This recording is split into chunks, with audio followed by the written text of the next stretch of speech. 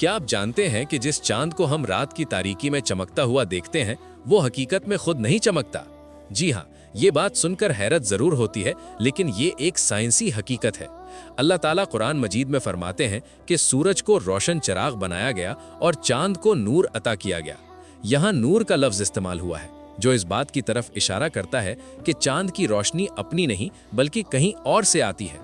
अब जरा साइंस को देखते हैं।